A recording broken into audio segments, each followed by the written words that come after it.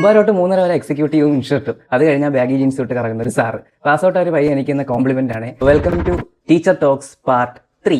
ടീച്ചറാണെന്ന് വെച്ചിട്ട് എനിക്ക് ഈ പറയുന്ന കാര്യങ്ങളൊന്നും അക്സെപ്റ്റ് ചെയ്യാൻ യാതൊരു മടിയില്ല. മഴ, ഹർത്താൽ, പഠിപ്പ് മുടക്ക്, മീറ്റിംഗ്, അങ്ങനെ എന്തെങ്കിലുമൊക്കെ കാരണങ്ങൾ കാരണം ക്ലാസ് ഇല്ല എന്ന് പറഞ്ഞാൽ ചിലപ്പോൾ കുട്ടികളെക്കാട്ടി ഞാൻ സന്തോഷിക്കാറുണ്ട്. വളരെ ഇൻഡെപ്ത് ആയിട്ട് വെൽ പാക്ഡ് ആയിട്ട് പ്രിപ്പയർ ചെയ്ത് പോയ ടോപ്പിക്കുകൾ ക്ലാസ്സിലെത്തുമ്പോൾ കുട്ടികളുടെ ആറ്റിറ്റ്യൂഡ് കാരണം ചിലപ്പോൾ ഫുള്ളി ഡെലിവർ ചെയ്യാതെ എങ്ങനെയെങ്കിലുമൊക്കെ ഒന്ന് ഓടിച്ച് തിരിച്ചു വരേണ്ട അവസ്ഥകൾ വന്നിട്ടുണ്ട്. അതുപോലെ തന്നെ ജസ്റ്റ് ഒന്ന് പ്രിപ്പയർ ചെയ്ത് പോയ സാധനങ്ങൾ ക്ലാസ്സിൽ അവതരിപ്പിക്കുമ്പോഴത്തേക്ക് കുട്ടികൾ അത്രയും ഇൻട്രസ്റ്റിങ്ങോടെ ഇരിക്കുന്ന കണ്ടിട്ട് അയ്യോ കുറച്ച് പ്രിപ്പയർ ചെയ്ത് വരേണ്ടതായിരുന്നു ഓർത്ത് റിഗ്രറ്റ് ചെയ്ത ദിവസങ്ങളും ഉണ്ട്.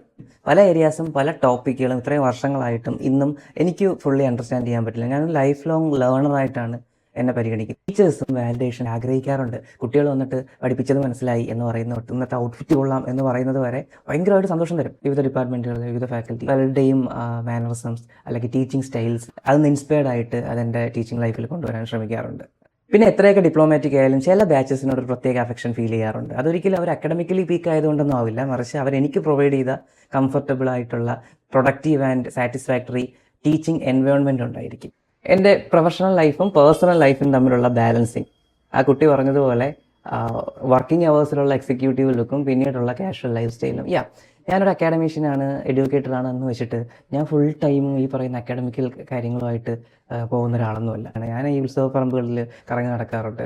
അതുപോലെ തന്നെ ഇറങ്ങുന്ന സിനിമകളെല്ലാം തിയേറ്ററിൽ പോയി കാണാറുണ്ട്. ഒറ്റയ്ക്ക് ഫുഡ് അടിക്കുക. ഞാൻ പഠിപ്പിക്കുന്ന കുട്ടികൾക്കും അറിയാം. ഞാൻ അവരൊരിക്കലും 24 മണിക്കൂറും പുസ്തക പുഴുക്കളായിട്ടിരിക്കാൻ ഞാൻ അവരൊരിക്കലും മോട്ടിവേറ്റ് ചെയ്യാറില്ല. അവരെ ട്രാവൽ ചെയ്യുക, സിനിമ കാണുക, എന്തെങ്കിലും ക്രിയേറ്റീവായിട്ട് ചെയ്യുക, നിങ്ങൾ സ്കിൻ കെയർ നോക്ക്, ഹെൽത്ത് നോക്ക്. ഞാൻ ക്ലാസ്സിൽ പഠിപ്പിച്ച സബ്ജക്റ്റ് അല്ലെങ്കിൽ കോഴ്സസിനേക്കാൾ കൂടുതൽ ഞാൻ ഇൻ ബിറ്റ്വീൻ സംസാരിക്കുന്ന ഇത്തരം ചില ലൈഫ് ഹാക്കുകളായിരിക്കും ഞാൻ പഠിപ്പിച്ച കുട്ടികൾക്ക് ഉപകാരപ്പെടുന്നതെന്നും ഭാവിയിൽ അതിൻ്റെ പേരിലായിരിക്കും അവരെന്നെ ഓർമ്മിക്കുന്നതെന്നും ഞാൻ പലപ്പോഴും മനസ്സിലാക്കിയിട്ടുണ്ട്.